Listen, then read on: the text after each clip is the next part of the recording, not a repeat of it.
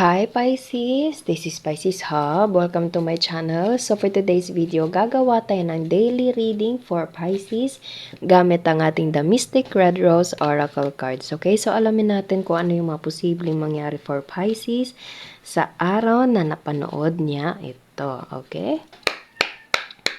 Reminder lang po na ito ay general reading po. So pwede po mag-resonate sa'yo. Pwede pong hindi, okay? And this is a timeless reading. So, kahit anong araw, buwan, taon mo ito napanood. Basta magtugma po sa sitwasyon niyo po, Pisces. Take lang. Pag hindi, huwag pong ipilit, okay? So, ano po yung mga posibleng mangyari for Pisces sa araw na napanood niya to? Mga gabay mensahe. Hammer, sabotage and rebuild, persistent, working on it, repairing. Okay, so merong pag-aayos or merong parang pagsusumikap or eagerness, okay, or parang alam mo yun, i-rebuild, pwede pong ganon, or something like aayusin, ano ba yun? Parang titibayin, parang ganon. Tama ba yung word? Okay, so ano po ito? Ano po itong inaayos? Okay, so, blowing kiss, unconditional love, giving and receiving, fairness and love, affection returned. Okay, so, parang inaayos nyo itong, kung ano man itong merong connection sa love, pwedeng dapat pareho kayo na parang ano ba yun, give and take na klase na love. Okay, kumbaga fair, sakto, nararapat, okay, na kung ano yung binibigay mo, dapat ganun yung bumabalik sa'yo. Kung ano yung binibigay niya, ganun din dapat yung binabalik mo, Pisces. Pwede pong ganun, okay? So, parang inaayos nyo. So, ano po ito? Ano pa yung mga posibleng mangyari for Pisces sa araw na ito? Mga gabay, mensahe po para kay Pisces sa araw na ito. Paradise, happiness and joy. Wow. Happiness. Meron din tayo ditong playfulness, enjoying each other, honeymoon phase. So, parang aayusin nyo, Pisces, or pagtitibayin nyo. Pwede meron nitong connection sa ring. Ayan, parang gumagawa na ng ring, okay? And yung kung ano man itong love na nandito or connection nyo is something like parang, yun nga, as I said, parang give and take. Kumbaga, nare-reciprocate yung kung ano man yung binibigay mo, Pisces. And, ganun din siya, okay? Kumbaga, na-appreciate niya kung ano man yung binibigay niya, bumabalik sa kanya. And it feels so good pag ganun, okay? And, kumbaga, masaya kayo sa feeling ng isa't isa, Pisces, kasi meron tayo ditong paradise. Happiness.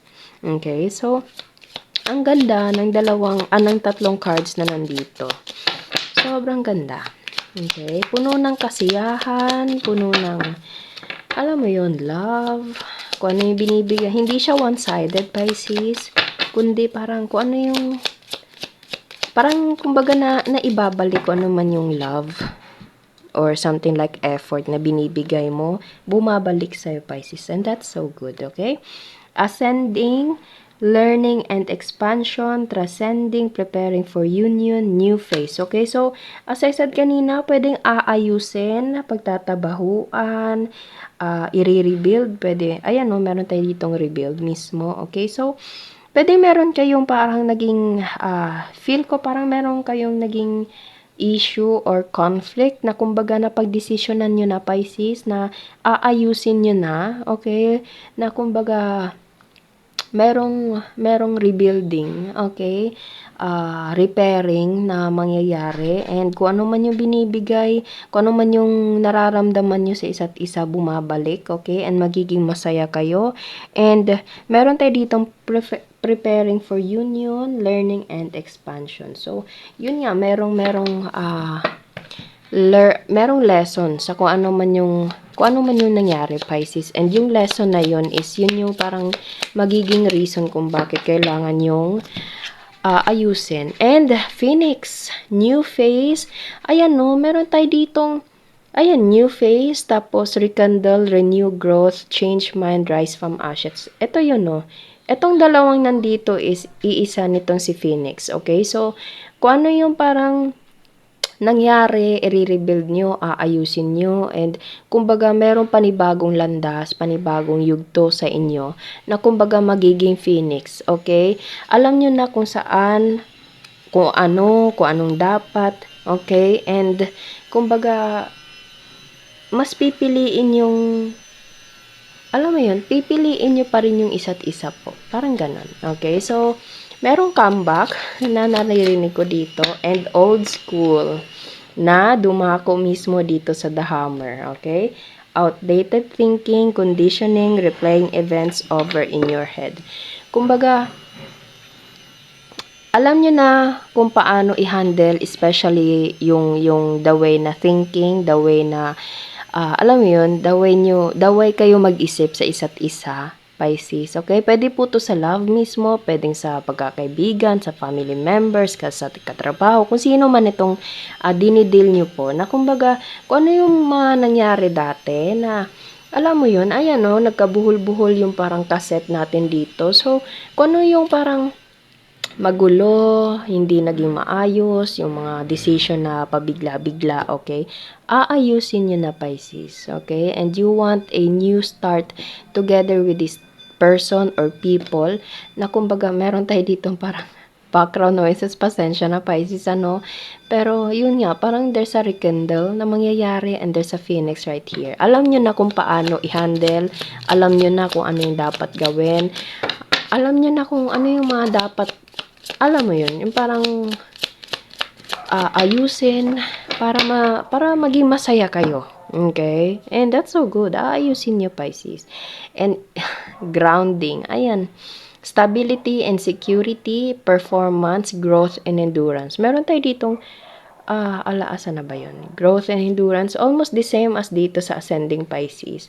Okay? Eto, the hammer, grounding, ascending. And eto, as I said kanina, is iisa din ito. Okay? So, kumbaga, alam nyo na kung ano yung mga grounds nyo, okay? Alam nyo na kung ano yung side mo, side niya, okay? Kung ano yung dapat ayusin, kung ano yung dapat i-prepare, kung ano yung dapat i-stable, ano yung dapat ganito, ganyan, okay? And kumbaga, pareho kayo mag-e-effort ng taong to or ng mga taong to, Pisces, para maging masaya kayo. Okay? So, that's so nice, ano? That's so nice. Pipiliin nyo yung isa't isa. Pipiliin nyo pa rin hanggang sa dulo, Pisces. And that's so good. Okay? Kung may mga pride mang, kumbaga may mga pataasan man na pride, ano, pipiliin yung ibaba yun, pipiliin yung maging maayos kaysa, alam mo yun, ihinto.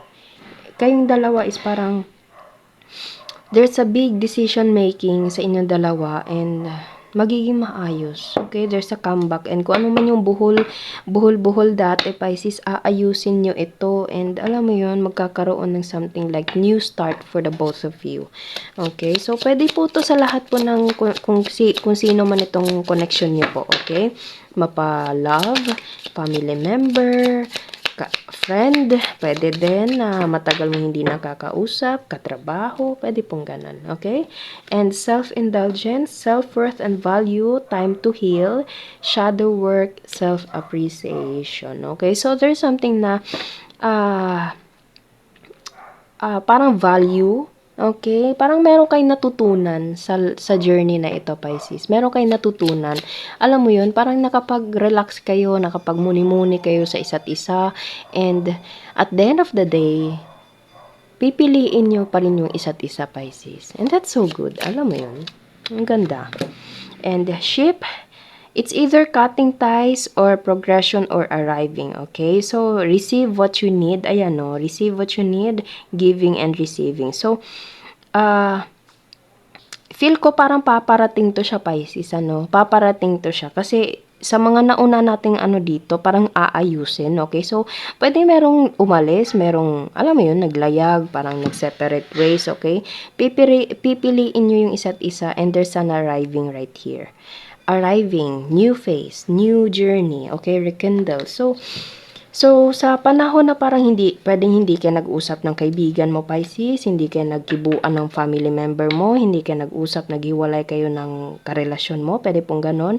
Sa time na yon, Pisces, nalaman nyo, napag-isip-isip nyo, na ano nyo sa sarili nyo na andun yung parang lesson, andun yung realization na, alam mo, aayusin natin to, hindi natin to hahayaan na, alam mo yun, parang mas lumala pa, aayusin natin to kasi kung ano yung love na binibigay ko sa'yo, natatanggap ko naman, okay? Kumbaga, na-enjoy, mahal niyo yung isa't isa, Pisces, lahat ng aspeto sa buhay, okay? So, mahal niyo, mahal ka, mahal mo, okay? And pipiliin niyo ang isa't isa. Ganun, parang ganun yung bottom of the reading natin ngayon dito, Pisces, ano?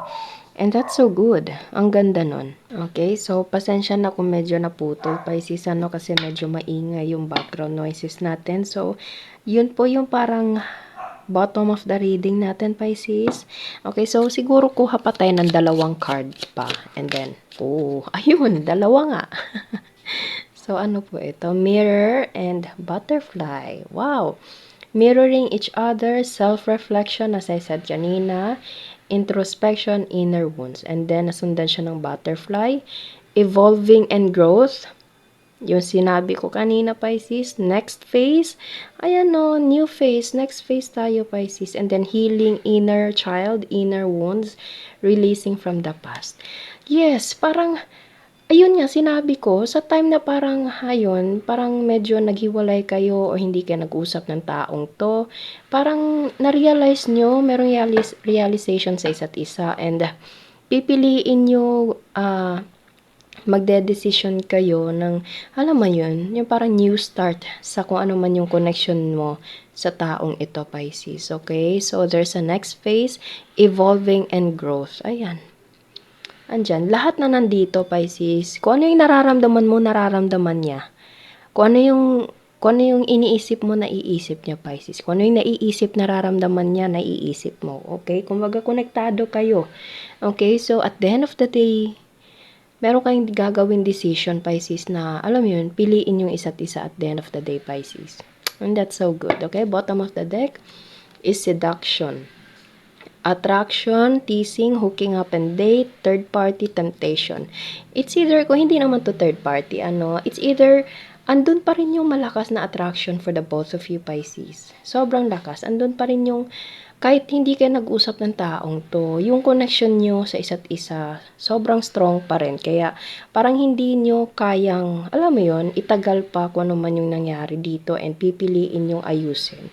Okay, ibaba yung mga pride, okay, and kung mahal mo, mapa-love man ito, mapakaibigan, mapa-family member, mapatrabaho, okay, pag importante yung tao sa buhay mo, or kung importante ka sa buhay niya, mag-aayos at mag-aayos kayo, Pisces. Okay, so kuha tayo ng mga initials, random words kung sino or ano po yung konektado for Pisces sa ating reading ngayon. Sino po ito? Ano yung mga konektado? Meron tayo ditong letter R, straight hair, tapos meron tayo ditong date, offer, ano pa, letter W, pwede din siyang M, kasi ganyan yung nakuha natin. So, it's either M or W po. Pwede po kung alin dyan. Anak. Tapos, short hair, straight hair, short hair. Ano pa? Social media. Okay. Mabait. Older. Letter T. Tapos, Z. Ayan. Tapos, chinito, chinita. Okay, so, pwedeng nandito, pwedeng wala. It's okay lang po. It's okay. So, yun po ang ating reading for Pisces sa araw na ito. Naway nagustuhan nyo po. Huwag nyo po sana kalimutan na mag-like at mag-subscribe po sa ating channel and click the bell button, Pisces, para ma-notify po kayo sa next videos na i-upload natin, okay? So, thank you, Pisces, and God bless!